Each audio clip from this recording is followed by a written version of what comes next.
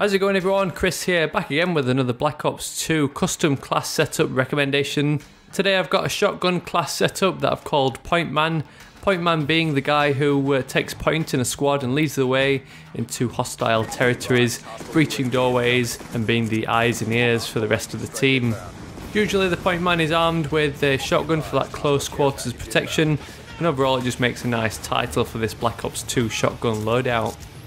So the whole purpose of this class setup is to use speed and agility to flank and destroy enemies at close range. And I've got to say I've been having a fantastic time using this setup in game.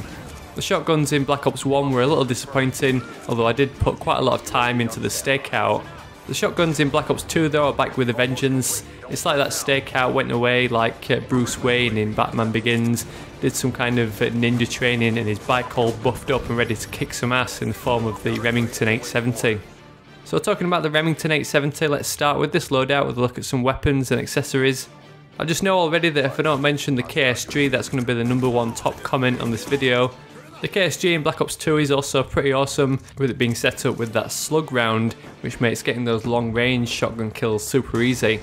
While you can have a blast with the KSG, I actually prefer the 870.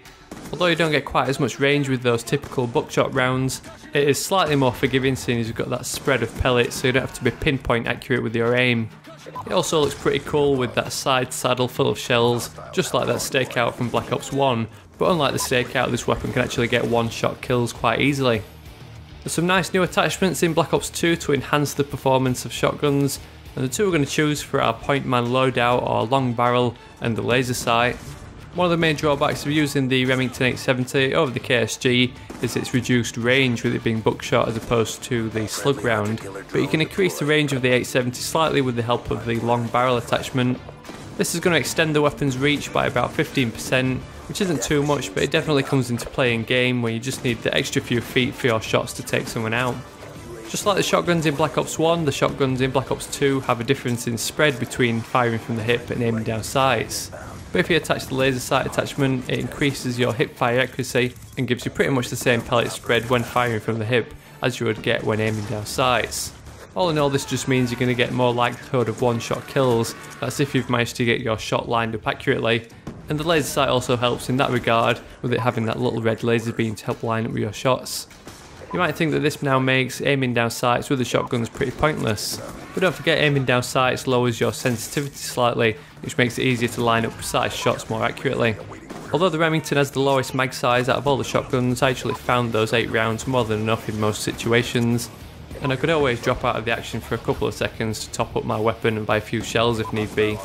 So while the extended mags attachment might be handy, I don't think it's really worth spending 2 points in the overall PIC-10 system to equip the primary gunfighter plus that extended clip attachment. I also found that there wasn't many occasions where I'd actually need a secondary weapon. You could argue that a pistol might help you reach out that a little bit further, but I found that saving points by not equipping a secondary weapon or anything in the lethal slots would allow more points to be put towards perks later on, which would help enhance the speed and agility features of this class. Before we move on to the perks though, I do think it's worth spending a couple of points on a couple of tactical grenades. When you're running around with a shotgun, it's really crucial to get up close and personal with the bad guys. Concussion grenades slow enemy movement and disorient them slightly, so it just gives you that opportunity to sprint towards them and blaze them down. So moving on, let's finish off this setup and spend the rest of our points on some perks. You might notice that the setup of perks is pretty similar to that Russia loadout that I created recently. Just like the Russia setup, this Point Man shotgun loadout focuses on speed and agility in order to flank the bad guys and get to those objectives first. 3 perks that do a great job of enhancing your character's speed and agility are lightweight, fast hands and extreme conditioning. Obviously lightweight just gives you that faster movement speed. Although we're not using fast hands to speed up any weapon swaps, it will come in handy when throwing out those concussion grenades. Then we've got extreme conditioning, which gives us double sprint duration, which combined with lightweight is going to help us make up ground on the bad guys and quickly make us way around the map. And because we've got a couple of points spare by now, we can use a wild card to double up on perk slot 3 and go with Dexterity. Dexterity is going to give us a couple more features that relate to speed and agility. First up, we've got those faster climbing and mantling speeds, which is going to come in handy to climb up into any windows and take out any campers or building squatters. But also that faster recovery from sprinting is going to help you raise your weapon faster, which is crucial for you to be able to get that killing shot out first.